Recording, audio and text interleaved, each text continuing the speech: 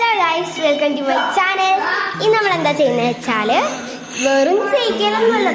ഇന്ന് നമ്മളുടെ കുറി ഫുഡ്സ് ഉണ്ട്.